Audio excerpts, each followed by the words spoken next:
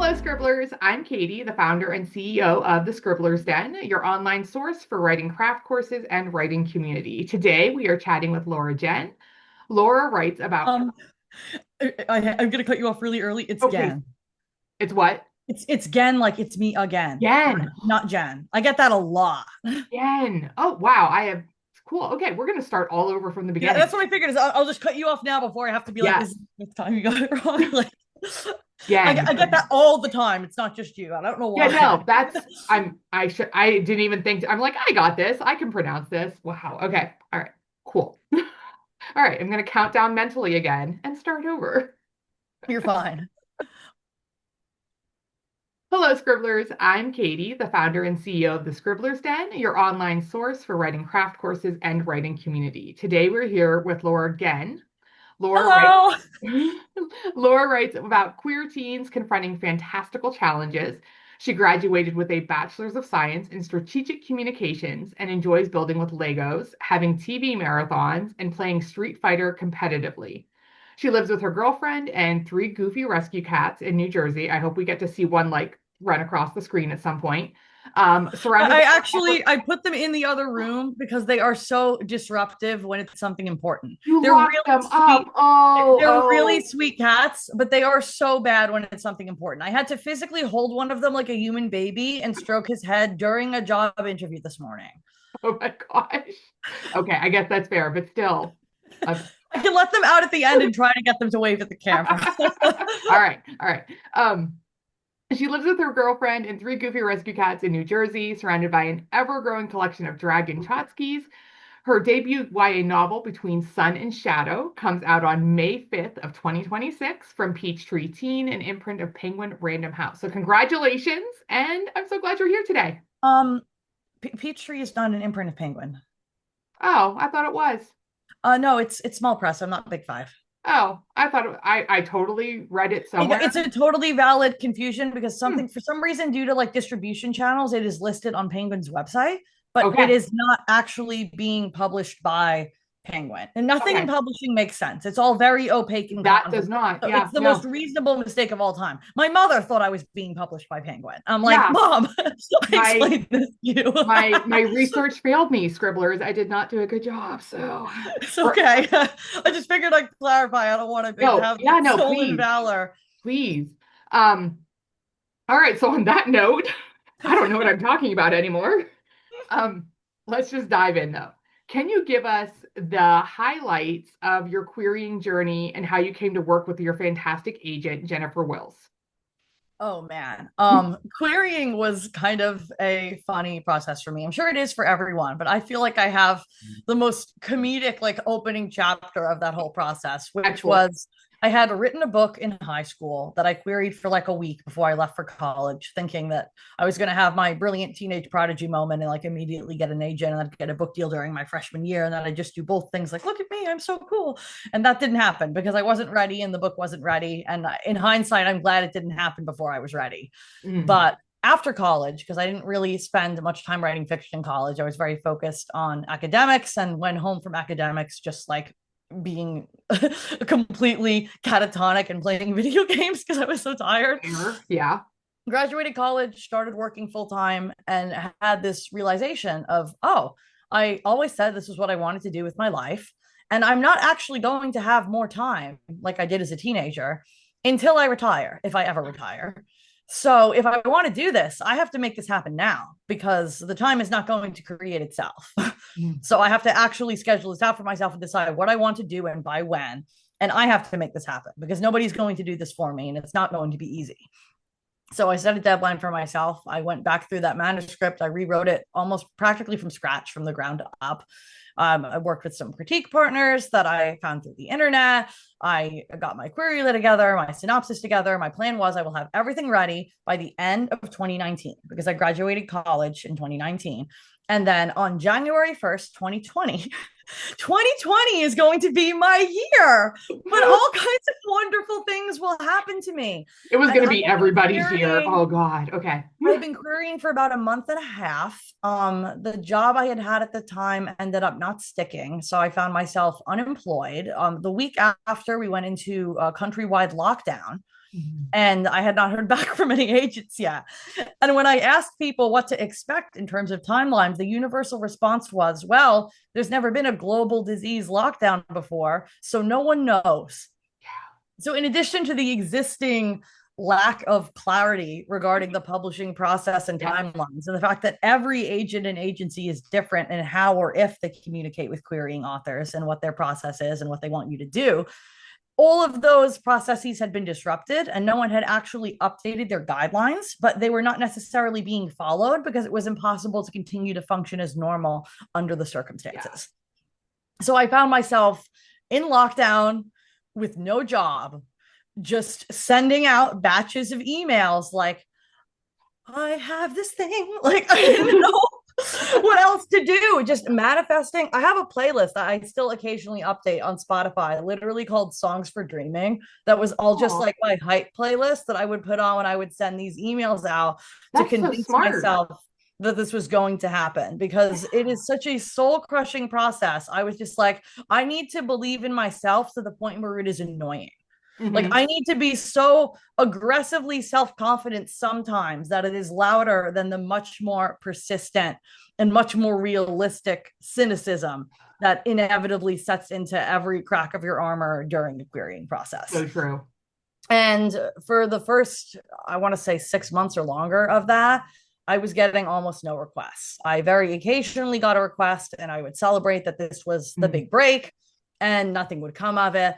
I ended up revising my query. I ended up revising my manuscript more since I was doing it in batches, which is what I would advise anyone to do. You can start Mhm. to go, okay, what things aren't working about my opening pages? Is there something off about how I'm presenting my cast? Could my query be tighter? Could my synopsis be tighter? And cleaning those things up. And when I Yeah. sent out the most updated version at the end, I suddenly got a bunch of requests at once, which had not been happening up until that point. I have been told you generally wanted to have about a 10% request rate for more pages.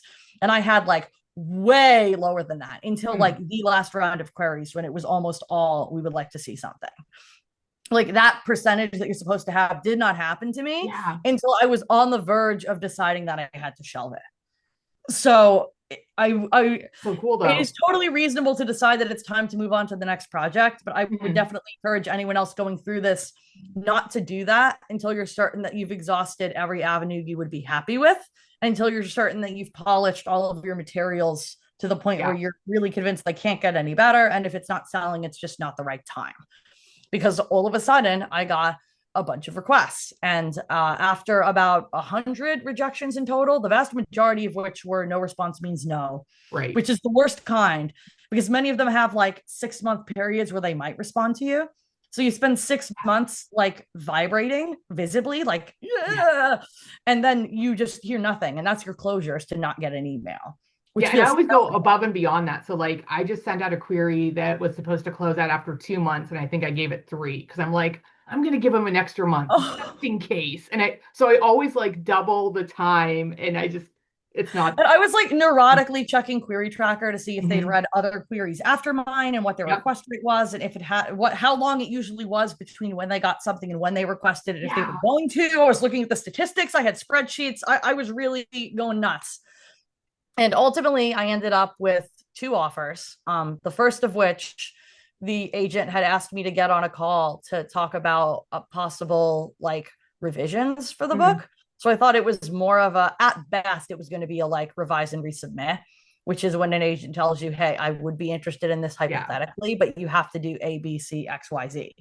And it wasn't that. She went through some things that she would want to change. And then she started talking about how it would be marketed and things. And I finally cut her off and went, wait. Am I on the call? Yeah. And she went, yeah. And I had to excuse myself to the bathroom to like cry my eyes out and come back like visibly not okay and finish that conversation. At which point I notified all of the other agents who still had it Hmm. that, I had an offer. And I ended up getting a second offer from, and this is no hate on the first agent at all, who was Yeah. lovely and there were no wrong answers in this case. It was just which direction did my heart want to go with it. The second agent to get back to me ended up being my original dream agent, who was actually one of the first queries I sent. And I Yeah. had gotten no response, and I had decided to resend it after doing revisions and polishing my materials, because she was someone that allowed you to do that. And I felt it had changed enough to warrant a resubmit.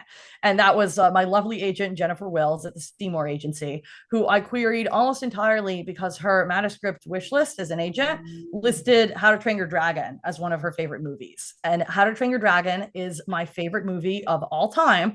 And at the time, the book I was querying was very dragon centric. Mm. So I was just like, if this is your favorite movie, then I feel like I write things you would love. And I was right, because the first thing she said was, this has How to Train Your Dragon vibes. And I was like, I love you. Yeah. And she's incredible. And she did so much to improve that manuscript even further after I signed with her. And we sent it out. And at this point, it had taken me so long to get to this point with this book. I mean, I had written this book in high school, and I had been trying to write this book for years before that. There were multiple barely started manuscripts with various echoes of ideas that ultimately ended up in that manuscript. Like, I want to continue writing books about having been a teenager, but that is the only book I will ever write about being a teenager. I started writing that book at 14 about a 16-year-old, and now I'm 28. So it is the only book I will ever have just direct pieces in it that were from experiencing those years then. Yeah, as you're going through it. Not in hindsight, not with an adult perspective. Just, I'm living this right now. And that means there are definitely things that, of course, needed to be improved on it later. But there was a raw vein there to tap into of something that was really, really real from when it was written. And I still love that book. I'm still proud of that book. It was meant to kick off a series, which I think made selling it harder, but it was not the time for that book. We sent it out on sub, and having fought so hard to get here, I was waking up every day at this point with my hype Spotify playlist on, like, I'm going to be an author any minute now. They're going to give me a huge deal and a movie, and it's going to be great. And it didn't sell. We didn't hear back from people. And we, had sent it out in a small batch to kind of feel it out. And with the lack of response and how long we waited to have a response, we were kind of like, if we over send this out now and it's just the wrong time, then we're not going to be able to like reach out to anybody later if we decide to give this a second shot. But it really doesn't seem like this is working now. And as time stretched on, my agent encouraged me to start writing something else. And I had something that I had started and not finished, that the longer it went on, I was just like, all right, I think I have to lean into this. I had actually started writing it while still querying as a backup plan. I had a query letter. I had a query letter written for the book that I ultimately ended up selling with my agent, on the off chance that I couldn't get an agent with the book that got me my agent. So that had been with me for a while too, but I went back to it and I committed to finishing it. And that ended up being the one that actually broke through. But I don't want to go too far off on a tangent, because I'll end up answering other questions before you ask them. I'll mess up the timeline. You won't mess up the timeline, trust me. But yeah, no, I think that's a really fascinating story, just in how, I love that you hyped yourself up, because I think that we don't do that enough. I think as writers, so often we're like, oh, I got to pass.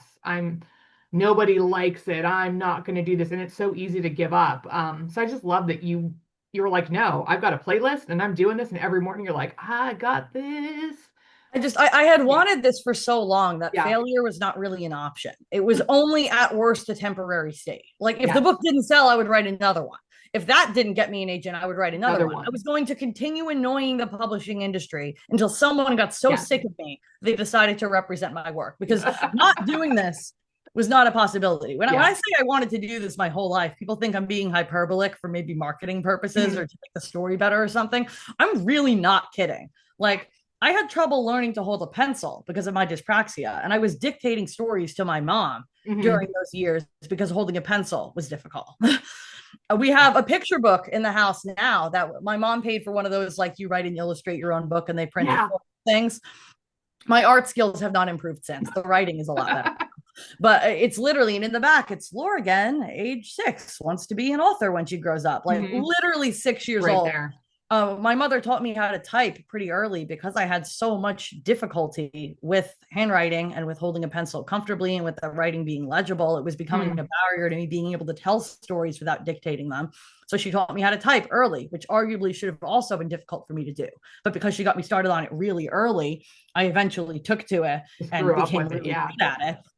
And she ended up with the utterly bizarre situation of her 10-year-old for whom she had already already limited permissible screen time on the Nintendo GameCube now Right. required similar screen time limits for Microsoft Word, because I was almost incessantly writing like Goodness. self-insert Star Wars fan fiction, short stories about talking animals, like Mhm. anything and everything. I was just writing constantly. And she was just like, your eyes, like go outside. She started bribing me with additional time on the GameCube to like go outside into the backyard and play in the hopes that I would like be active and get some sun. And I sat at the top of the beautiful swing set she'd had my father install. I sat at the top of the slide and read books. And she was just like, That you've is, got to be kidding me. you should have been like, get me a laptop. I will sit outside and type, and then I can do both. I had no interest in like running around. I was just Yeah. like, this is the perfect lighting to Yeah. consume more library books. I did what you asked. I'm out here. Yeah. No, honestly, like that sounds beautiful. I did much the same things. Um, so I really feel as though the non-writer crowd, at least I experienced this, has this big misconception that once you get an agent, your book's going to be out on the shelf in like and next month. We're like, oh, when can I read it? So can you just, Oh my goodness. I had friends ask me yeah, how much I got paid for signing with an agent. And yeah. I laughed so hard. I was like, first of all, nothing. Second of all, when I do get paid, some of that has to go to them.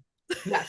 Yeah, it's wild. People just don't understand it. So can you just speak a little bit to like the process of selling your second manuscript and Yeah. signing with Peachtree and then having the publication date of May 5th, 2026? So the timeline for me was, again, to back up to first book, a book that I started properly drafting in 2012, that Hmm. I finished in 2015, that I abandoned for 4 years, that I rewrote 2019 into 2020, that I Okay. queried for almost all of 2020, signed with my agent, revised for a few months, and we sent it out for, I want to say, a year or so before we decided that now is not the time and to wait until it's that book's moment, because she still Mhm. very much believes in it or she wouldn't have signed me for it. And I started writing Between Sun and Shadow during lockdown in 2020, I believe. Actually, yeah, it was like mid lockdown, Okay. I believe, because it was during the querying process. So it had to be 2020. And I had a query letter before I even had a finished manuscript. I started with just like, okay, where is this going? I outlined pretty obsessively. I had a lot of disparate ideas floating around. I can get into that later, how I even ended up with something coherent at the end of the day. I got like 30,000 words in and just hit a wall and was really struggling with it. And my agent was like, Laura, the other book doesn't look like now is the time. So I really want to start sending out something else for you. You keep Yeah. telling me you're working on this. Where is it? And at the time, I was a few months into having met my amazing girlfriend, who I've now been with over 4 years. We live together. We have 3 cats.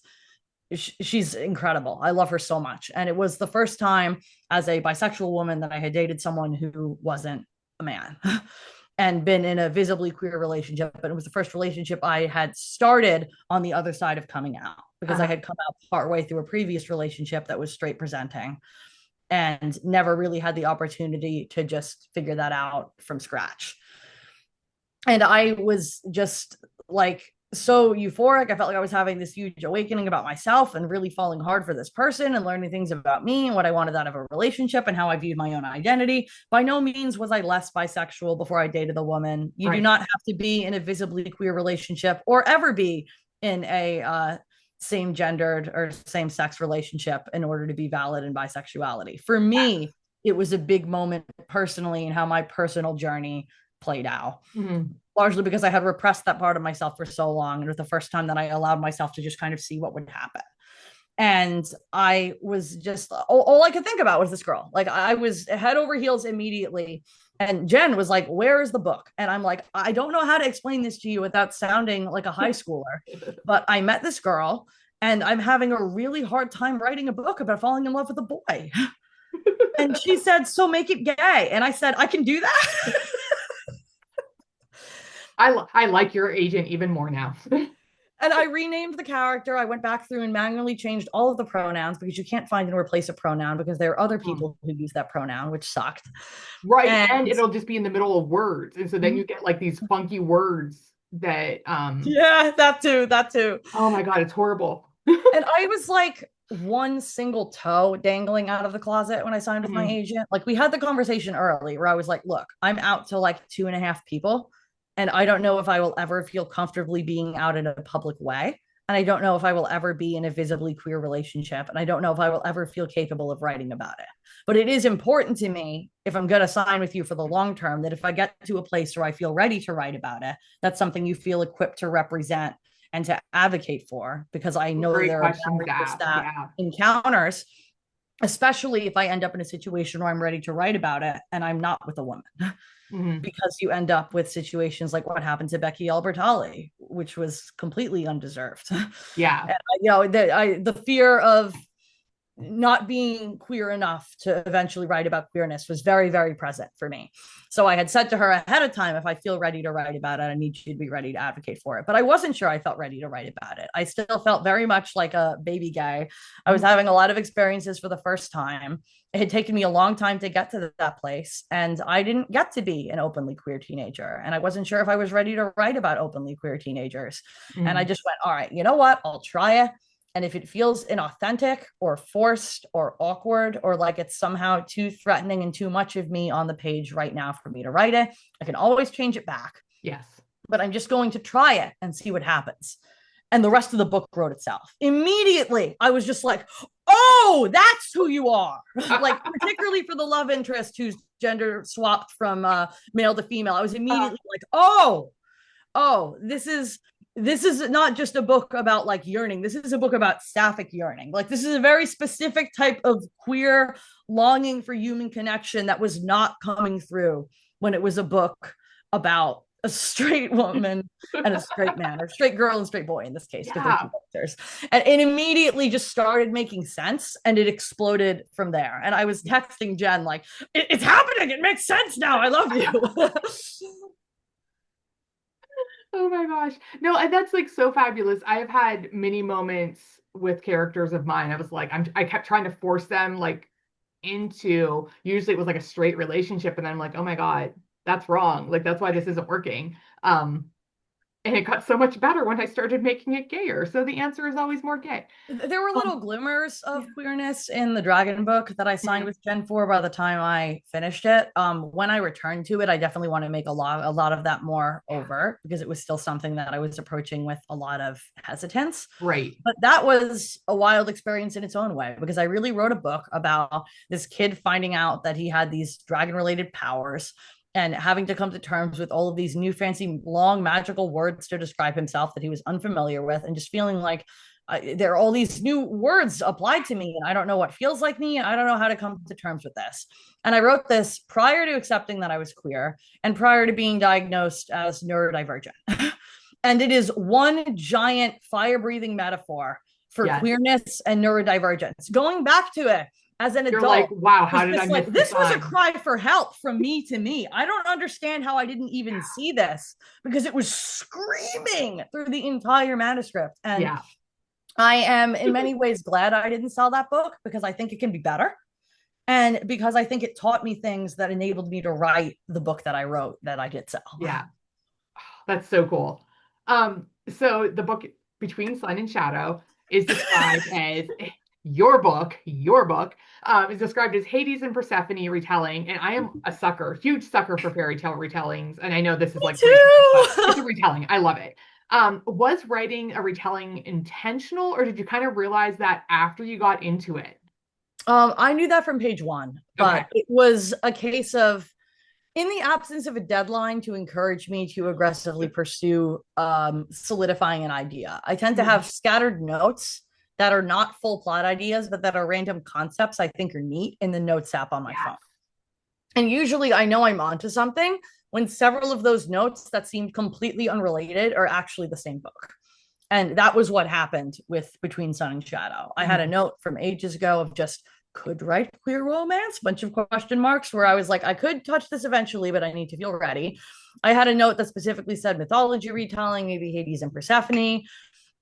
I had a note specifically regarding Tidally Locked Planet that didn't have a standard day night cycle anymore, which had occurred to me driving home from that job pre-pandemic, which tended to keep me pretty late in an area where once the sun went down in the winter, there weren't a lot of street lights. Yeah. So it was just pitch black for the first stretch of driving home until I got to highway. And I remember thinking, based on, that I didn't really get to see that much of the sun when I left for work, and then by the time I came home from work it was pitch black. It just felt like winter was this like eternal, Yeah. unrelenting night. And then kind of had the thought of, what if there was a place where it literally was nighttime all the time or daytime all the time? How does that throw everything out of whack, and how does society alter as a result? So I wrote that down.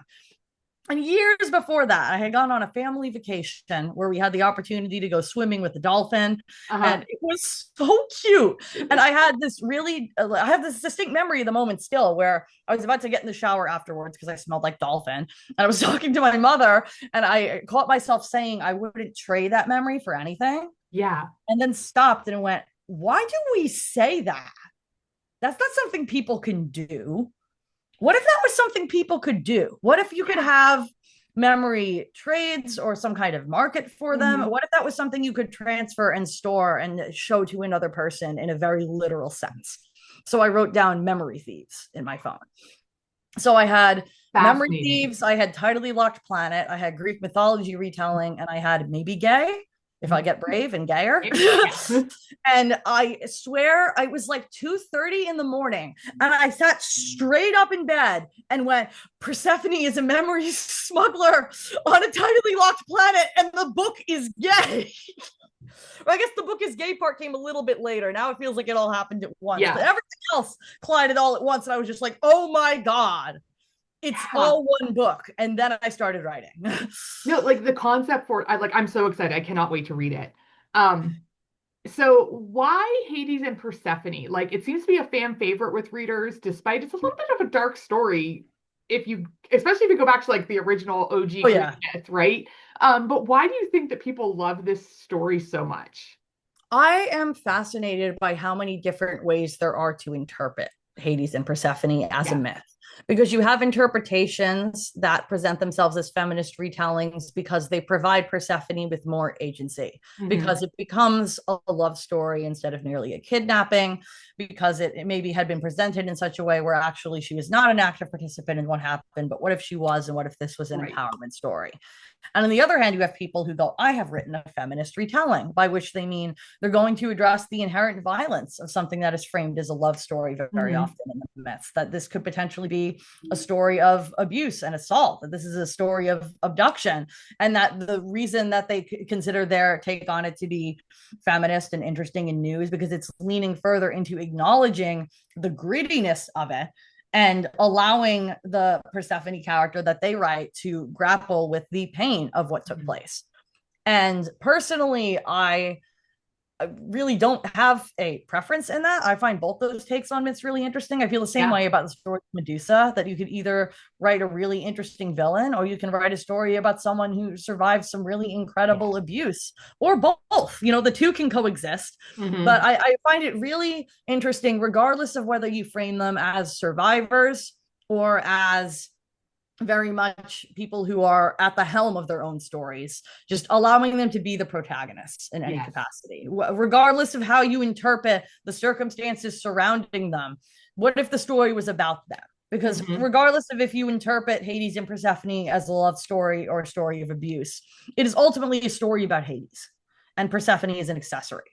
Yeah. So what if that is not the case, and this becomes a story about Persephone at the front in whatever story that we want to tell? So I took the case of, I wanted to write this very much more so as a love story, an enemies to lover story, but a love Mhm. story. Yes. And to further kind of turn things on their head by eliminating the gender dynamic and allowing this to be a connection between two girls from different worlds that were not supposed to feel the way they do about each other, Mhm.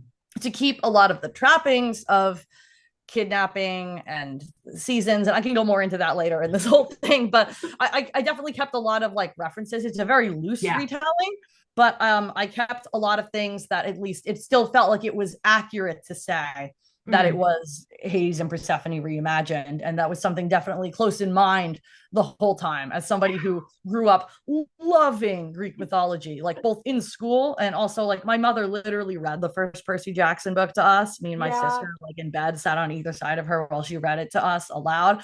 And I was completely obsessed with Rick Mm. Riordan's universe. So I carried that with me as well. I was just like, Yeah. I don't want to write anything like what he wrote, but like if we're writing new interpretations of Greek mythology, I could do that too. And I'm just gonna say right now, I love Hades in the Percy Jackson books because I feel for him because he's just like, we have too many people coming in, we need better infrastructure. Like, I can't afford this. I'm trying to make help like Underworld better. And nobody will give him a chance. And I'm just like, dude, I feel you. Like I identified with Hades so much when I It's read been those. a long time since I actually reread the Percy Jackson Yeah. books, as close as they are to my heart. But for some reason, I have the most specific memory of being like on the floor, wheezing, laughing at the scene where Grover is wearing Hermes' shoes and they Yes. start flying in a direction without his consent. And it Yep. describes him as looking like a possessed lawnmower. And I Yes. thought it was the funniest thing I'd ever read at like 12 years old. It is. It is so good. So yeah, like Rick Riordan, he's genius. Love him. Love him. Um, but I love that you incorporated so much of your passions into this. And I think that's such an important thing with writing is that you find the things that you love that motivate you, that speak to your heart, and you get it out on the page. And you've done that. It was kind of like how many things do I find interesting that I can put into one book and make sense? And by Yeah. the time I was done, it was all of these really weird ideas I'd had that I found interesting. And Mhm. I was just like, it is a coherent whole, but it is very strange. And I don't know if this many weird things in one manuscript is going to make sense to anyone else. And Genn, bless her, I may never forgive her for this. I finally email her the manuscript and go, okay, I have something done. And let Mhm. me know when you want to schedule a call. And she tells me I finished it. Let's schedule a call. And we get on the phone.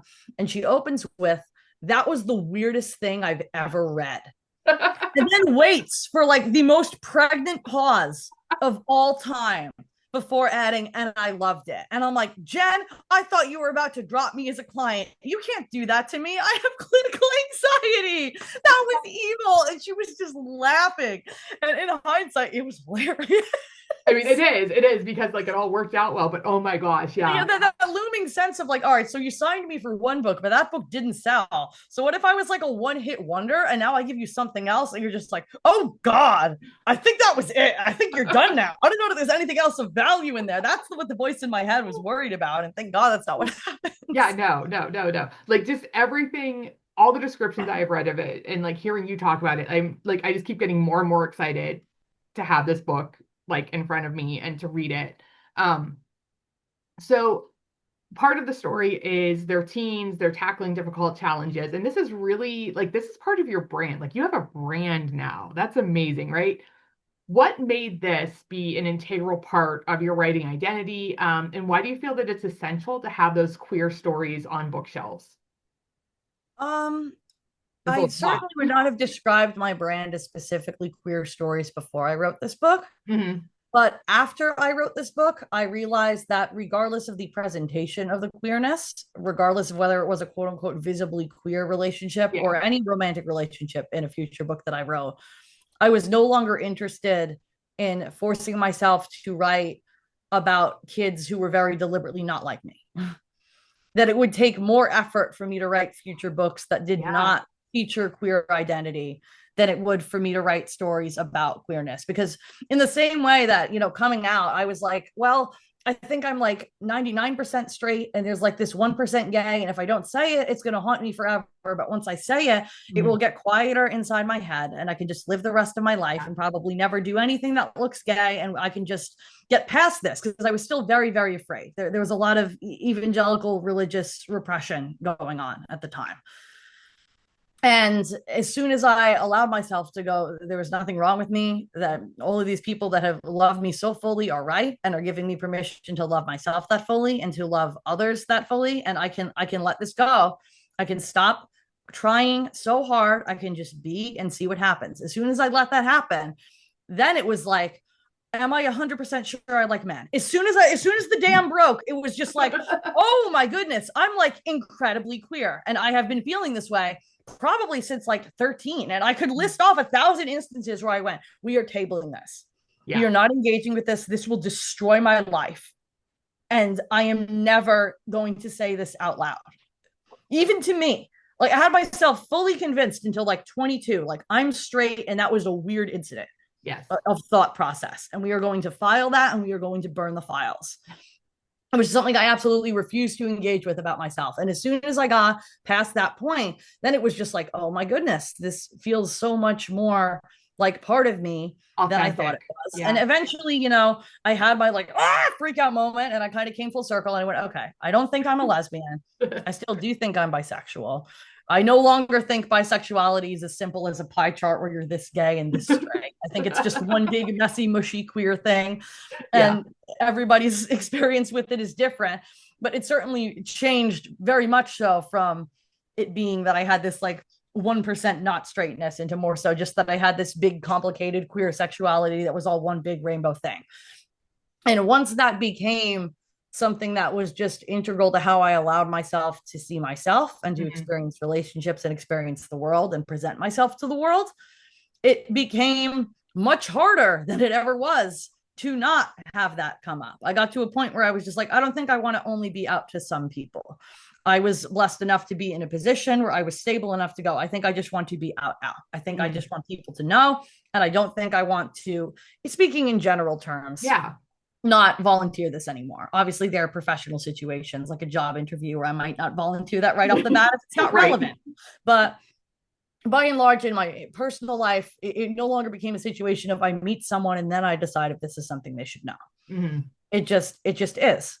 And it'll come up as it comes up. And as that became something that was more natural and integral to me and in how I saw myself, it immediately bled into how I saw my characters. As soon as I allowed those characters to be something other than straight, they leapt off the page. I felt what they were feeling and I felt what they wanted. And I had a much stronger connection in particular to their shared loneliness and isolation and struggle to define how they saw themselves and what they wanted out of relationships. And it just made sense. And I feel like it would just take such an immense amount of effort for me now to not have that be thematically resonant in all of my stories, because I didn't get to be a comfortably queer young adult. I didn't allow myself to do that. It didn't feel like it was allowed by my larger circumstances either. And I can now create something that either for someone who is able to be an openly queer teenager to enjoy, or for someone who is not, to be able to escape into. Because there was not a lot of queer YA when I was growing up. The only thing I can think of is Becky Albertalli, and it was all contemporary YA. And because it was all contemporary YA, the book jackets say things like, Simon is struggling with his sexuality in high school. And if anybody sees me reading that, that is a book about being queer. That is the theme. That is not just the theme of the book. That is the plot. Like that is the whole purpose of the book. So as I was beginning to periodically wrestle and then go, no, we're not doing this. Actually, let's think about this. No, let's not. It did not feel like something I felt ready to engage with in my environment, because I didn't want to explain it to other people. And because it felt way too direct and in my face that if I was reading this, this was a book about coming out. And that wasn't something I was ready to do. And I still think there's absolute value to contemporary queer YA, to coming out stories, all of that. We need queer stories about everything. Every no avenue, such thing as a part of the queer young adult experience that should not be written about. But I might have been more able to pick up a book about adventures in outer space and conspiracies and magic and robots, in which, incidentally, the romance was queer, and felt like I could go, well, that's coincidental. That's not why I'm reading it. Yeah, And I certainly would never say that I relate to it in any way. Could you definitely imagine? not. Definitely not. And that might have given me more space to explore that because I Mhm. only really encountered that in fan fiction. Yeah, I only really encountered that in fan made work out of things I was consuming yeah, that went, what if amidst this story that you already like, some of these people were something other than cishet?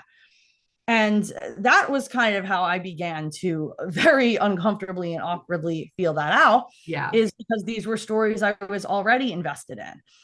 And by no means am I attempting to downplay or condense the queerness in between Sun and Shadow. It's not meant to be a like palatably queer book for uh-huh. someone to pick up. It's very overt about what it is. It's unapologetic about its queerness, and I love that.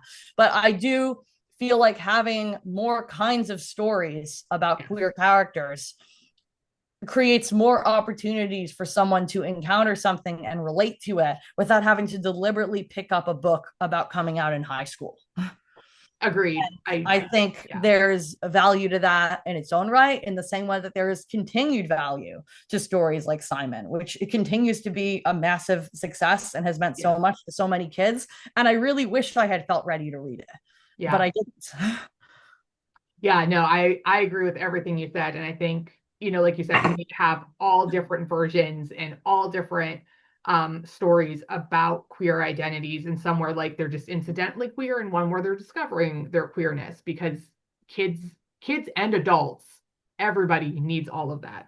And as I encountered more incidentally queer characters and things I was Mm, consuming, even like I was very briefly really into Doctor Who as a teenager because I yeah, had a friend that was really into Doctor Who.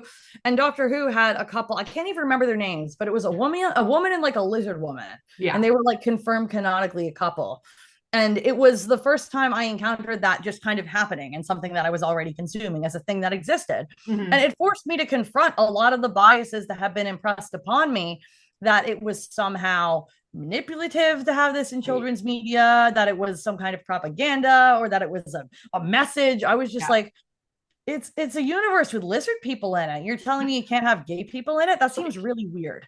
Like it Yeah, kind of forced me to start reconsidering a lot of what I was hearing, where I was like, so what you're saying is you can wrap your brain around a world with reincarnation and lizard people, hmm, but the lizard people cannot be lesbians because that is somehow a no, violation of the world's rules, and that is somehow more confusing than the reincarnation. yeah, And it just made me go, I don't think keeping certain groups of people out of stories is protecting anyone. If anything, I agreed. think it is reducing the kinds of people that you encounter and are able to relate to, or even if Yeah. you can't relate, better understand.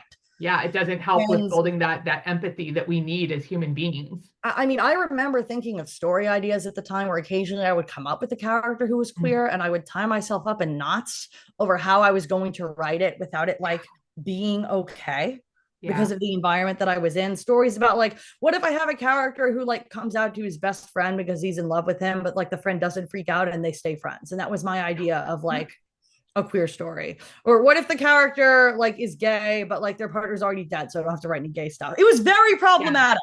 This was a teenager wrestling. By no means was any of this like, I'm not recommending this. Right. I was I mean, very much so many agonizing people and have had that wrestling same through my own thought. identity.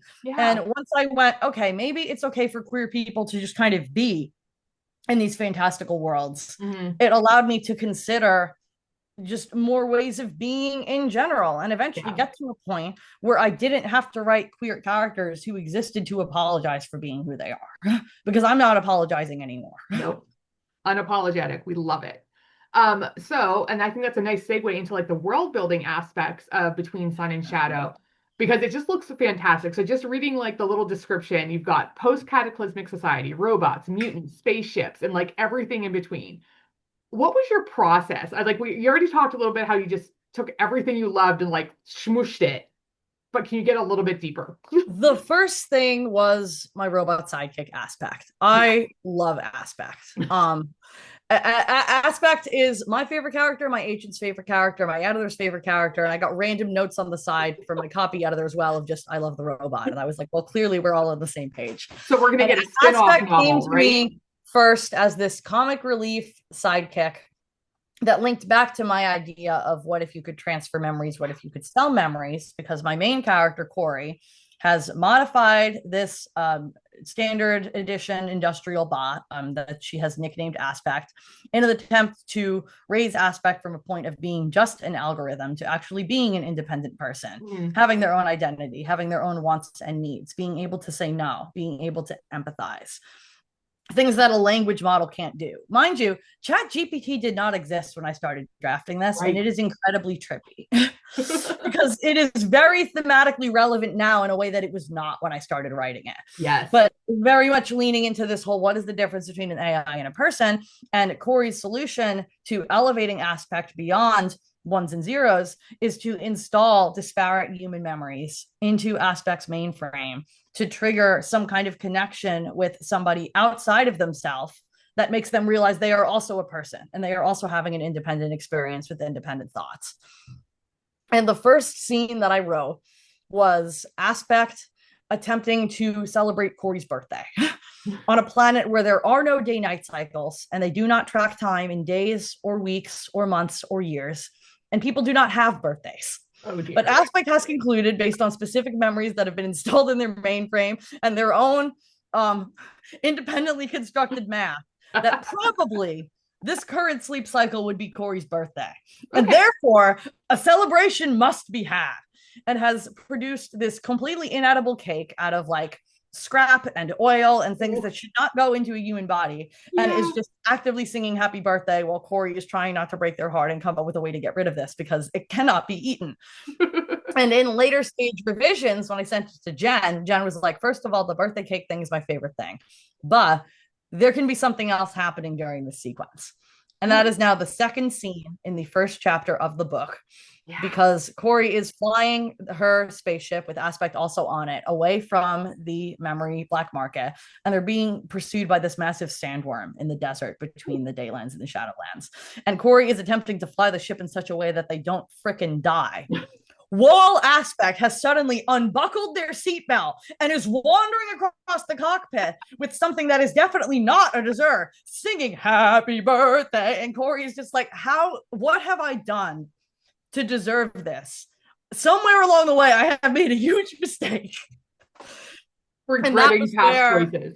That was where the book started for me, was Aspect, and Aspect just really not understanding how to be a person, but like trying incredibly hard. That is one of my favorite tropes, is where you have like a non-human trying to like figure out how to be human, like whether it's an animal or an alien, like whatever it is. I love it. And it was never meant to be a particular reference to anything, but I remember describing it to my mother partway through the draft as I have this robot that doesn't really understand how to be a person, so they're kind of just imitating the people around them to figure out what it's supposed to look like. And my mother, without missing a beat, goes, so like you. And I'm like, well, ouch. Shots fired, Mom. I never got an autism diagnosis, but like, we know. And it is definitely, there are aspects of my just feeling like I am also bumbling through certain aspects of human interaction and societal expectations that were echoed in that character. I did not write the character as neurodivergent, but there are definitely certain things that I have gone through that ended up in that character kind of repurposed in the ability to laugh at myself a little bit. And to look at it with love as opposed to like, what was I doing? Oh my gosh. What was the original question? I went off on the whole Aspect tangent. What was the original question? Amazing. Just like the general world building, because you've got like world building. Okay. So it started with the robot, but then I pretty much just created a glossary of things that existed before I started writing, like places and systems. Okay. And how those systems worked, and then occasional additional things sprang up as answers to questions that came up along the way. Hi, Kitty. Yeah, this is Oat Milk. She likes to join sometimes. Oat Milk. Yeah. I have teeth cats. So it started with, all right, so I have a daylight side of the planet and a nighttime side of the planet. What is that going to look like? Somewhere in the middle, it's going to be not quite daytime and not quite nighttime. So what is that going to look like? And how did the planet get like this in the first place? So my solution to how did the planet get like this is, well, there was a asteroid collision with the planet that screwed up the orbit, because I did a little bit of semi-scientific research. I read some articles from NASA, and that is their best theory on how something ends up tidally locked is a collision. And then from there, I went, all right, I have a pseudoscientific explanation. If you keep reading, then it's like everything on the planet would die. It would be 3,000 million degrees on the daylight side, and it would be the epitome of ice on the night side, and nothing could ever live there. I'm like, all right, Yeah. well, people are going to have to suspend their disbelief a little bit. This is not a science novel. This is not meant to be scientific. This is a fantasy premise in a sci-fi outfit. Yeah. So you have to suspend your disbelief a little bit. If you're somebody that wants a full scientific explanation for how anything could live under these circumstances, then you're probably not going to enjoy the book. And that's okay. It's not for you. But I was like, all right, so I'm going to lean into, I'm not going to quite go as extreme as what would actually happen, but what is a fantastical take on this? Mm-hmm. And my solution was that there is some kind of intergalactic, unexplained cosmic radiation that was connected to this asteroid and that infected the entire planet upon this cataclysmic collision. Okay. And the result of that is mutations that on the night side of the planet where that embrace that, you now have massive people with wings and claws, or you have people that no longer were born with arms, but they're telekinetic and they can move things around that way. Or you have the occasional telepath, or you have people that can summon that energy from the planet itself and shoot it from their hands, and all kinds of fun fantasy adjacent powers on that side of the planet, and creating this almost monstrous subspecies of what humanity could evolve into in an alternate timeline with this radiation powering everything. On the other side of the planet, I then went, okay, well, what if they hid? What if they went underground? What if they didn't mutate? And why would they be hiding? The answer being that one of the initial results of this radiation was the deterioration of memory, not to the point of I don't know my own name or how to bathe myself. I'm forgetting how we got here. I'm forgetting how our technology works. I'm not sure how we ended up on this planet. I'm losing track of our history. Things are fading out. And the solution to that was, first of all, we are going to hide from this radiation completely. And second of all, we need an alternate memory storage system. And that's how you get the memory thieves idea. My tidally locked planet. And that is how you end up with half of my book that is not this mutant species, and that is in fact actually going to die if they come in contact with that radiation at all without protective gear, because they completely isolated themselves from it, as opposed to another side of the planet that evolved into something entirely new by embracing it and accepting that there were certain things going to be lost in that process, but let's roll with it. So I ended up with just continuing to answer questions from that. Okay, so we have these microchips with memories that could be transferred and stored in spheres, which are called Morpheus spheres because I love my mythology references. And how does the black market for these memories work? How are they transferred? Developing all that technology. We have a daylight side and a night side. What do their weapons look like? All right, well, now I have weapons that are powered by heat versus weapons that are powered by cold, and just continuing to answer more and more questions. Late stage revisions. Cool. I initially just had it where everyone had kind of accepted that you were not supposed to touch this big scary asteroid on the dark side of the planet. And my editor was like, this is not a solution. Like, this can't be an honor system. Like, you have to come up with something. And by the end of revisions, I had an entirely new sect of the world on that side of the planet, which is a cult called Elysium that worships the asteroid and lives underground in the caverns created by this collision and has forbidden anyone to have direct contact with it. And that is how that asteroid is prevented from coming into contact with everyone. So it just kept being more questions leading to more answers and keeping things very open-ended and rolling with things kind of as they fell into place. All ultimately leading towards, I had a plot twist before I had a plot. I have a thoroughly unhinged plot twist in like the last 30% of the book that I knew from like page 1 of draft 1 that I knew I was building towards. So there were definitely aspects of the world building that were meant to set that up and or foreshadow it as something that could happen. Yeah. And that was a really fun part of the world building as well, because I was just like, all right, if I'm going to pull one over on everybody, there needs to be a lot of scaffolding. And it needs to not constantly scream, I am preparing to pretend that I'm surprising you, but you've figured it out by now. Like that also made the world building exciting because I knew I was building a system of rules that I was fully intending to invert later in the book. And it needed to be a consistent enough system that inversion was both jarring and exciting to the reader and also not just a violation of trust. That I genuinely hope they hit that point and just go, this is now so much more exciting. Yeah. If in addition to ABC, we have XYZ. Yeah. Yeah, no, I love when like, I don't know. And sometimes I feel like authors just manage to do it We create these rules and they're like, okay, how do we get around this? Because we get to a point in the story where we're like, yeah, that was really inconvenient. Like, what do I do now? But then um, the mythology references really being the only other yeah. thing that guided specifics. I knew very early on I wanted smaller pieces of this asteroid Mm, broken off, containing a limited amount of power from the asteroid, which, if taken out of the darkness and used, would need to be brought back in order to be recharged. So I have my fascinating. pomegranates that if you take one, Yeah. have to come back. That And I knew I needed a way to travel between the daytime and nighttime sides of the planet. mhm. So obviously, I needed a spaceship. And obviously, if the spaceship is going to take you into my underworld, the spaceship's name should be Charon and Yes. things like that. Yeah. No, I love and I just love how your process was just to keep asking questions and to say, okay, if this happens, then what would that cause and then what would that do? I think that's a really great approach to world building. World building is I don't enjoy it.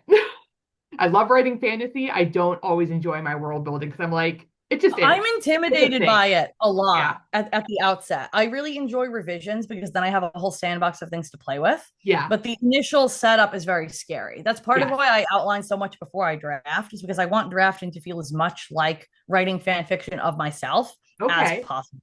I want to feel like I already have all of the tools and I get to go, wouldn't it be fun if? If.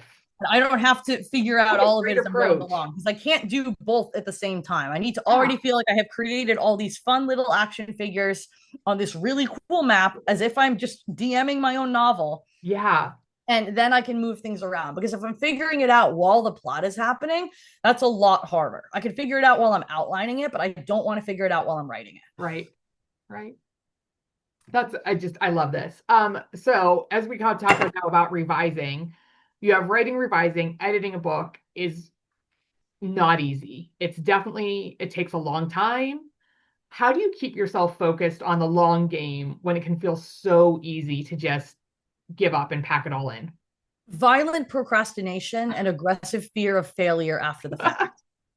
I'm not doesn't kidding. sound very healthy. The well, or just jumping in way too hard and fast. The Okay. first round of major revisions was the one I did before Genn and I started sending it out on sub. She Mm, said, I love everything here, but it's harder to sell a longer debut. So for the purposes of sending it on sub, I think it should be under 100,000 words. yeah. You can take as long as you need to get it back to me. You can take a month. You can take 6 weeks. Take as much time as you need because I know this is hard and tedious. But I need you to cut several thousands of words from this manuscript and send What it was back the to me. original? I don't remember. It was probably something like 108, 110, Okay. All definitely right. a little bit too long. Yeah. Where I was like, all right, I don't think I'm going to cut entire scenes, but I'm pretty sure if I cut unnecessarily flowery Mm, descriptions that don't benefit anything, if I trim my dialogue, if I delete unnecessary uses of the word very, things like that, I yeah. was like, I can cut a lot just by trimming fat and not cutting plot. And, she said, cut 7,000 words or whatever it Mm. was. And I said, bet. And I went to Starbucks because I have been for years. I would go when I really needed to feel like a real writer. I would go to Yeah. Starbucks with my laptop and my headphones and just be like, here I am, the writer in the coffee shop, Yeah. writing my next bestseller, almost pretending to be somebody else to convince myself I could do this, like my hype playlist. Yeah. I do that too. Yeah.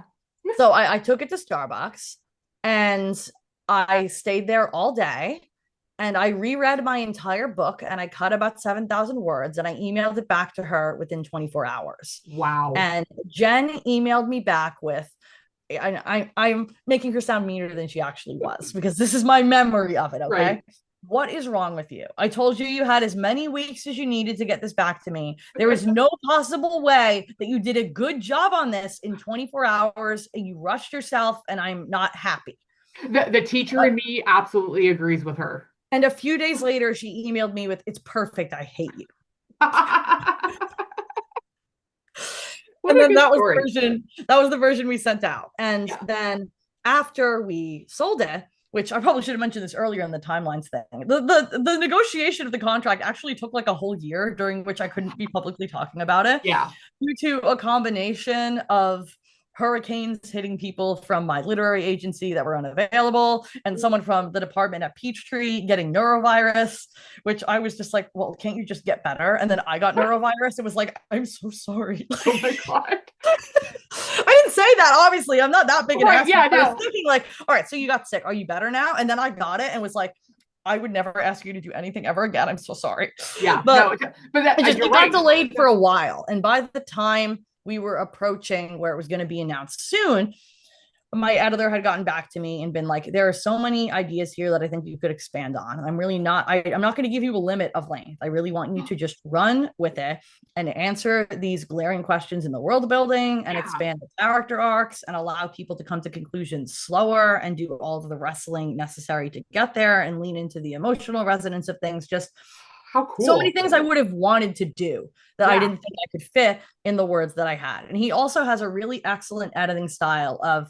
I am not a visual thinker. If you ask me to visualize my own face and I'm not looking in a mirror, I couldn't tell you what I look like. Like there's nothing in there. It probably a dyspraxia thing, but there's nothing. So, you know, if he had just left notes of, hey, I can't tell what the spaceship looks like inside, describe it to me. My answer was just like, Jonah, I don't know. It's not that I forgot to put it there. I have no idea. And if you ask me to envision it, there's nothing there other than the pieces that practically need to be there for the sequence to work. And instead of just going, describe it to me, he left notes that said things like, I can't tell what the spaceship looks like. How many levers are there? What colors are they? Are some of them bigger than the others? What's on the walls? What kind of furniture do you have? What sound does it make? Got you thinking, gave me enough questions that I was able to fill in the blanks and end up with this really textured, believable universe where I could not have told you what it looked like. And he helped me get there without answering the questions for me. And that was one of the reasons I was a really good editor for me as a writer and for this book in particular, to then go in and fill out those details. And this book that was under 100,000 words by the time I was done is almost 140,000 words. That's so it cool, balloons by like 30%.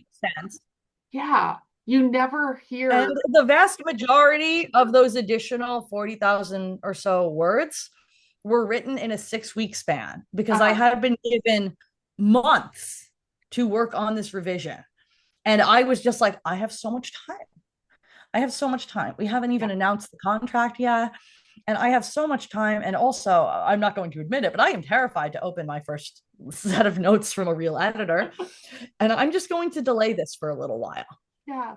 And I eventually opened it and went, okay, I got this. And I tinkered with it in pieces, but I kept being like, oh, I got time. I'll come back to it.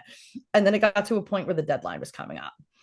And I kind of awkwardly pinged my agent, like, what happens if you don't meet your deadline? Is that bad? And she was like, look, if there are actually circumstances where you literally cannot meet it, I will always advocate for you. But I know you, and I remember what you did when I told you to cut those words. And I think if you actually just really commit to making this your life for a couple of weeks, there's no reason you can't hit this deadline, but you need to believe you can, and you need to seriously put your nose to the grindstone and do it. And that was what I did. I started leaving my house to write again. I canceled some social events. I set a lot of my hobbies to the side for a month and a half. And I just lived and breathed this book. And I wish I had given myself more time for the sake of my anxiety levels. But I do work incredibly well under pressure. And I find that comforting as someone who hopes I will eventually have stricter deadlines because I will proceed to sell more books. Yeah. That when I am given a seemingly impossible deadline, I actually do very well under those circumstances. I wish I had not learned that by creating the stress for myself. Right. But the end result was something where I really felt that I had improved the book by leaps and bounds, and that I had no hesitation whatsoever about what I was turning in. I was really, really proud of it. And my editor was incredibly happy with it. Oh, that's so cool. Like, I love that you got to add so much, because I think you so rarely hear so much about take words out. And here you got to add in all these really cool, like, just more flesh out the story and really give it all the stuff it deserves. I can't think of the word I want to put in there. The entire cult that I mentioned, the entire underground Elysian cult did not exist until those revisions for my editor. Yeah. That entire section of the world did not exist. And as soon as it did, I was sending notes to my agent of so-and-so is part of the cult, and that's why XYZ. And actually the cult was involved in these events later in the book, and that's why everything together. Everything started making way more sense. Yeah. because there were more moving parts and Hmm. there were more things to nudge other things into taking place. And it felt much less like I was occasionally having to push something and more like, what's the word for one of those machines where like you hit one domino and then it does something through like your entire house? Yes.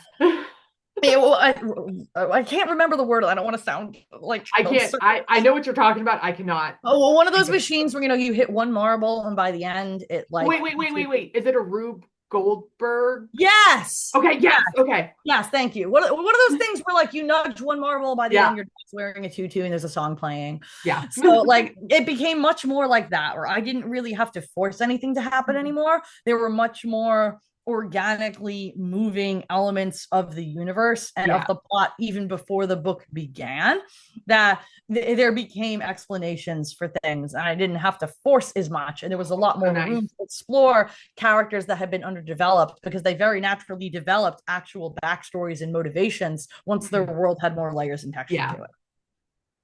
That's so cool. So your creativity and your inspiration, where do you get that from? Where, like you've talked about things specific for this book, but just in general, how do you refill your creative well between projects or phases of a project?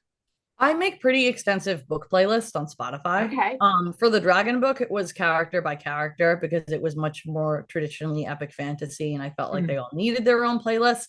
For the space book, it's one like hours and hours and hours long playlist, and then the second one that is even longer but only instrumentals Yeah. that I just felt evoked the vibes that I was Mhm. trying to evoke.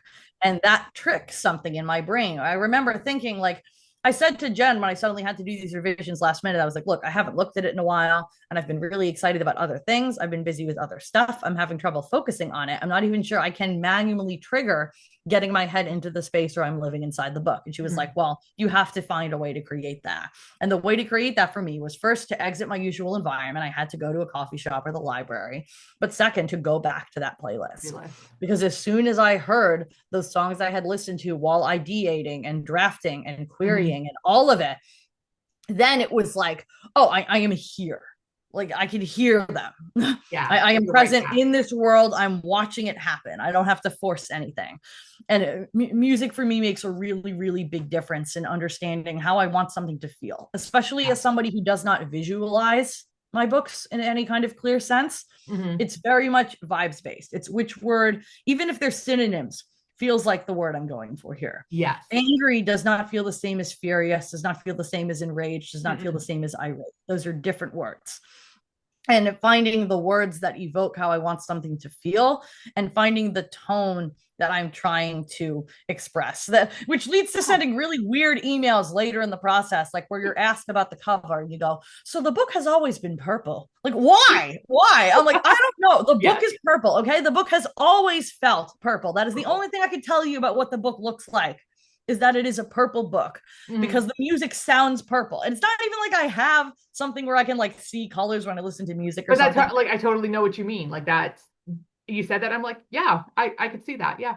I'm like, I can tell you what colors this book is emotionally. I can Uh, tell you what songs would be playing in the backgrounds of certain scenes or during the yes. credits or So during the we're gonna opening. get the playlist like eventually like on your Instagram or like are you gonna do a blog post I once you've want to written it? make reels specifically Okay. of like individual songs that inspired the book and how. I'm Yeah. planning on making like individual shorts of like, this reminded me of this character. This ended up being really true to the book. My favorite one is I had a band called Metric on a couple of my playlists for a while that I had initially found.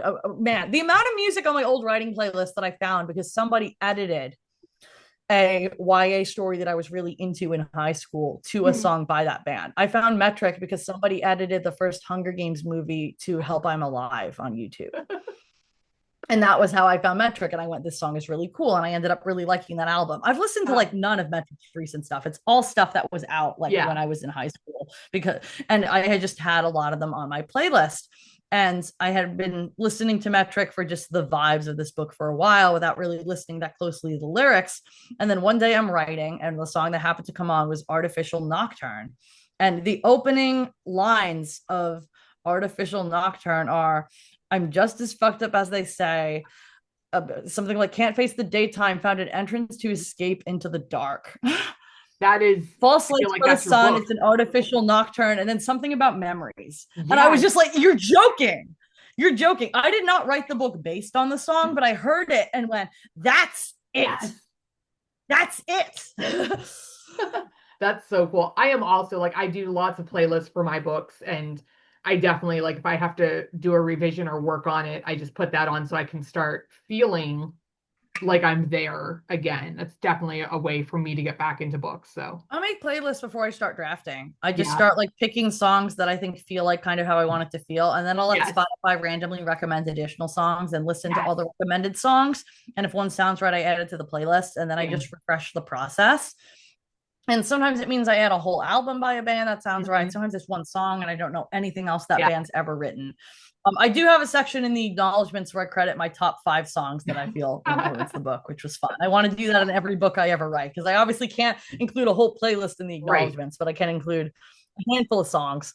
My favorite band did not make it into top songs that inspired the book directly, but I Is wrote that a 21 pretty Pilots? overt. It is 21 Pilots. I I have knew. Josh Dunn's handwriting tattooed on my arm.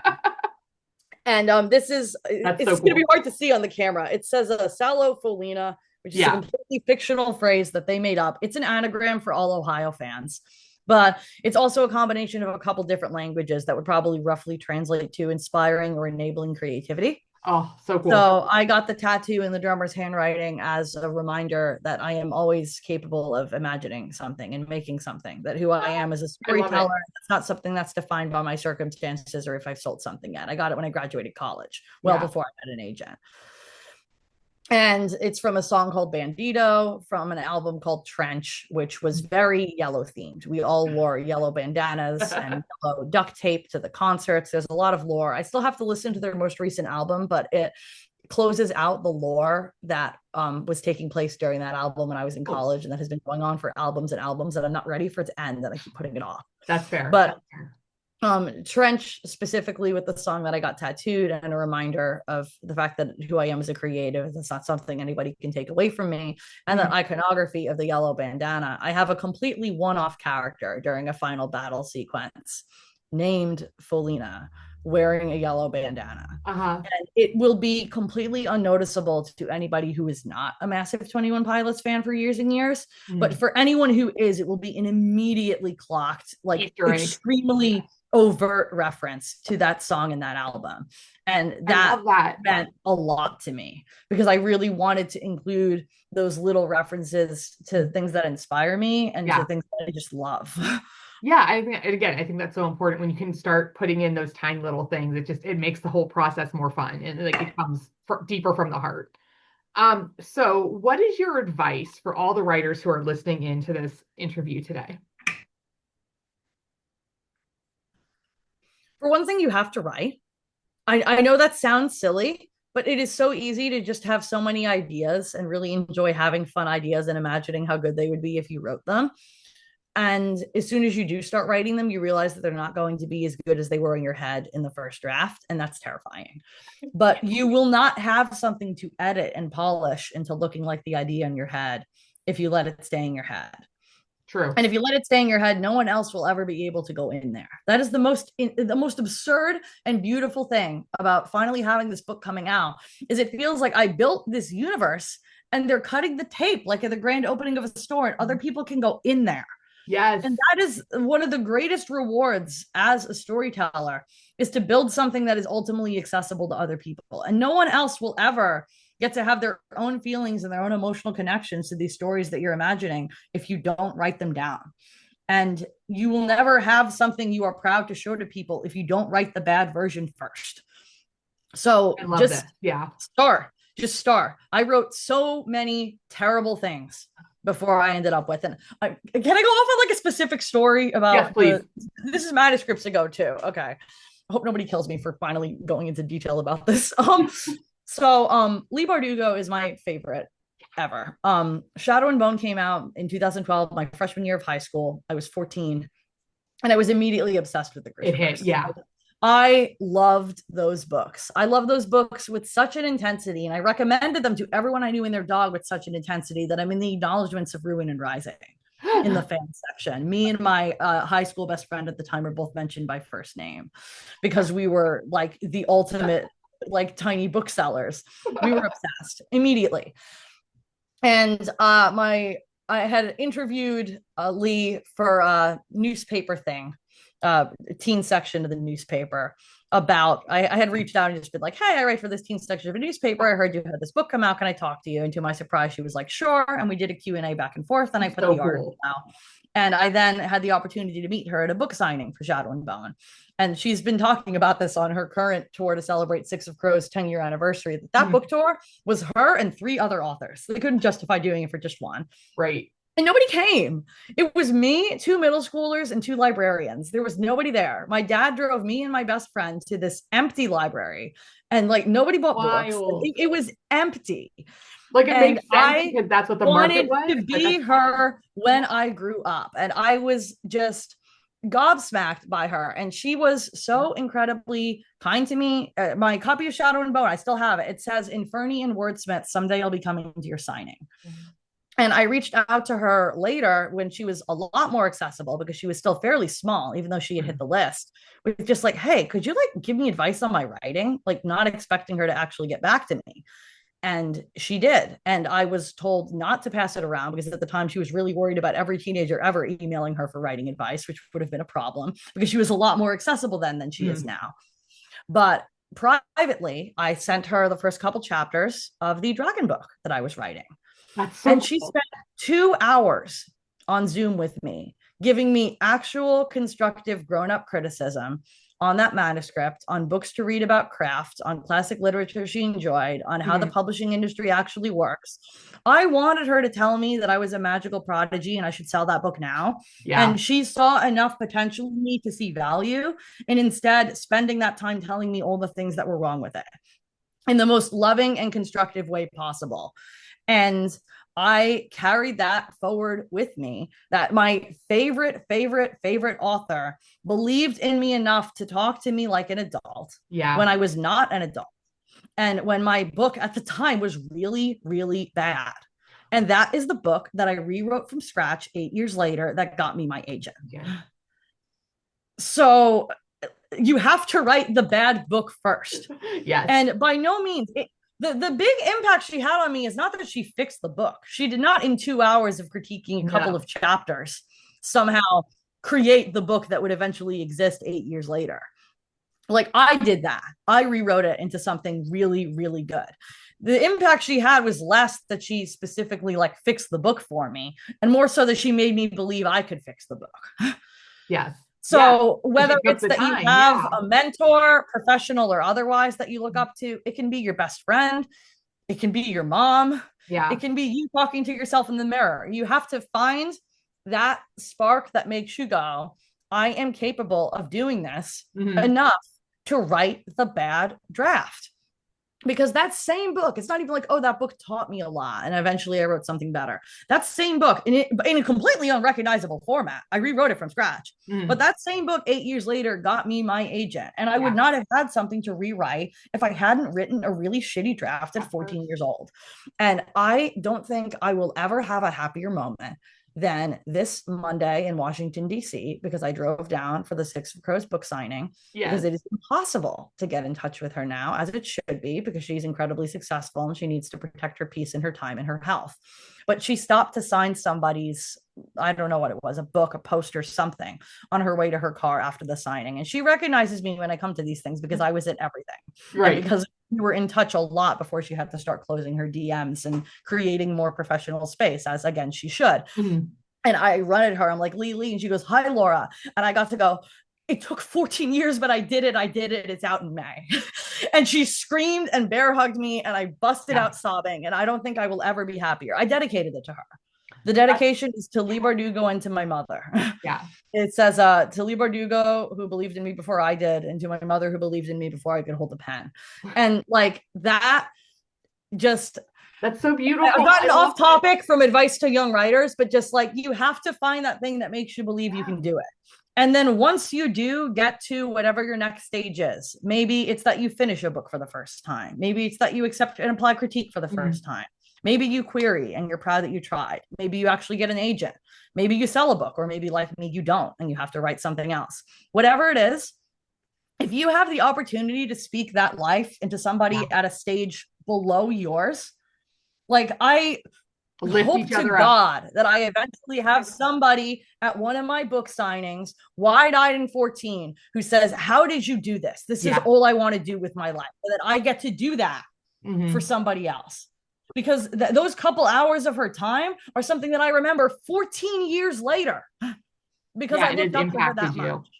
You have to not only believe in yourself enough to push to the next step, but to then be able to pass that forward, be able to inspire somebody else that they believe that they can do this. Because I hope that continues to just cycle. Like, I hope there's a generation that can be like, I read Between Sun and Shadow and I wanted to write a book. And then they write a book and somebody loves their book and wants to write a book. That's how it's supposed to work. That Agreed. Even when you don't believe in yourself, that you have a community that is willing to believe in you. And then you eventually get to a point where you're able to help somebody else. So write it for you first and foremost. Write the terrible draft so that you can eventually fix it and make it into something you're proud of. But then after that, pour that into other people. Just make writing friends, not even like whether it's on the internet, in real life, whatever. Just find other people that love this and find opportunities to pour into them. And I haven't had that like big, it feels like it came full circle moment yet, but I hope I will get to do, an event at a library. I hope I will get to do a book signing. And then now from the other side of that, I'll be able to be that for somebody else, because that would mean almost as much as having the book on the shelf, genuinely. No, you're right. Like those connections and that community build, I think, is such a big thing. So we all know that we can pre-order Between Sun and Shadow right now. You have an awesome pre-order stuff. If you guys Scribblers, pre-order it, and then there's going to be a link on your website, right? You go to lauragenn.com/pre-order. And that'll be down in the description. Google form. And I've got 200 bookmarks and a set of 3 character stickers as well that are going to be. Everybody loves freebies, so order fast, get them in there. What can we expect from you next? Like what's on the agenda that you can tell us about? Well, for one thing, I don't have anything definite, so it's not even that I'm keeping secrets. I also just don't know. But I'm certainly tossing around ideas that I've had floating for a while, new or old. I have one semi-contemporary thing that combines my love for live music with some supernatural things with a coming out story. I have possible ideas that could connect back to the book I am releasing, but that book is very much a standalone that was not meant to expand into anything else. So I have to sort through what that would even look like practically if that is something that I pursue. Aspect novella. Short stories are hard. I would die of happiness if they let me write like an aspect chapter in like a paperback release, if I get that far, if I get like a second print run, because I bought Shadow and Bone again for that letter in Mal's POV. I love that stuff. And I definitely, whether it connects back to any of the other ideas and one of those, it's all one book moments, or it's its own thing. I really want to write something about fighting games akin to Street Fighter, like I mentioned in my bio, because that's a big part of my life, is that community and competition and content and all the friends I made through that. And I think I have a unique perspective on it as an openly queer, neurodivergent woman in a very male-dominated space. And I think I could write something really interesting out of that, but I have to figure out how to actually do that. I feel like you would get so many readers, because I think that people underestimate how many women and girls play video games. And I could go through an entire separate interview with you about like Street Fighter stuff, I swear. My one little, besides the fact that I put that community in the acknowledgements and shout out a bunch of my local tournaments that mean a lot, my one little like I'm going to give something back to them thing is that the artist I commissioned for those pre-order pieces is a fan artist from the Street Fighter community. Oh, very cool. I messaged him before the book got announced with, hey, there's going to be a book. Do you do commissions? I would really love to be able to have this link back That to connection. somebody that I Oh, know that's and a so cool. community that I know. So that was really, really cool as well to be like, hey, you know that guy that you like literally every Akuma he's ever drawn, he Yes. also drew my characters. That's so cool. All right, so we got things coming up. I'm so excited for more things. I'm just excited to get my hands on this book. So it needs to be I'm May. anxious for it to hit NetGalley so that more people can get it because I think it's harder to get approved on Edelweiss. It's on Edelweiss, but it's Mm, not on NetGalley yet. I was told it usually hits NetGalley closer to release, and gotcha. I'm Okay. like, look, I know we're not supposed to read our reviews. I know, and if the review is less Laura. than 4 stars, Yeah. I will not click on it. But I would like to know of people who do love it Yeah. what they connected with because it's been Yeah. something that's been with just me for so long. And You have so to far, the assign your only girlfriend to do reader, that, to filter all those reviews and just shift them. Or like here, I printed out your here you go, sweetie. Like that's it. That the you have to only reader delegate. feedback I have, the only written review on Edelweiss that I can Uh-huh. see is someone who left between 8 and 10 stars, which gets categorized as much love. You don't see how many stars, Okay. but they left somewhere between 8 and 10 stars and actually wrote something. And I was like, oh my goodness. And I clicked on it and it says, love this. And Which I'm is like, awesome. why? But you're like, yeah, I need more details, Could you please. tell me why? Like, but what am I gonna just officially become like the worst debut author ever and Yeah, don't find do this that. person on the internet and be Don't like, do can that. you tell me more? You Yeah. can't do that. But I am just like anxious for people who would like to volunteer that information to me. I All want right, to know so what about it connects with people and why. I want to know yeah. how it eventually belongs to somebody else. Okay. So read There's a kid somewhere you that got is your going to want homework. to This write is a what you need. fanfic about their favorite character, and Yes. that version of the character becomes theirs. And that was me. And I really, really want that for the kids that read my book. Yeah. Oh, I love this. Like this is I am so energized by this. Like I want this. I am here I don't manifesting. think you understand how long I could talk your ear off Yeah. about like just Between Sun and Shadow, not even the books before that of the publishing industry, like Yeah. just this book.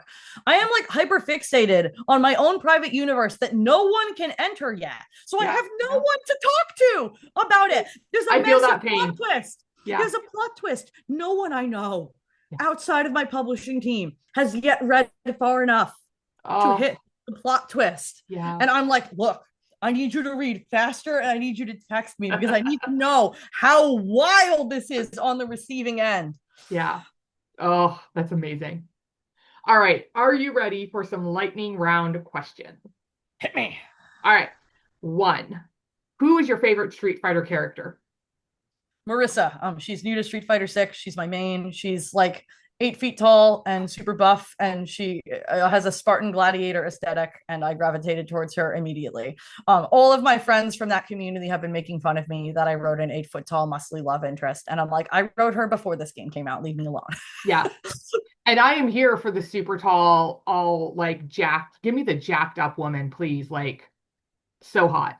Here for it. Give it to me. And on top of that, she is explicitly queer in the much less played story mode. So it's Awesome. queer rep as well. And I love that character. Okay. All right. Second question. Who is your favorite fictional dragon character? And I think I know what your answer is going to be, but I could be wrong. Toothless. I figured. Toothless. I love Toothless so much. Reminds me of all three of my cats in different Yeah. ways. And I mean, I remember sitting in the theater when that movie came out, and I already knew I liked dragons, and I already knew I wanted to write, but I left that theater and was just like, that's what I want to do with my life. Yep. Yeah, he's classic. Like, excellent choice. All right, question number 3. You've had a rough day. What is your go-to comfort show to marathon? Oh man. I feel like I default to video games more often than Okay, TV. all right. What's your Most of go-to the video game?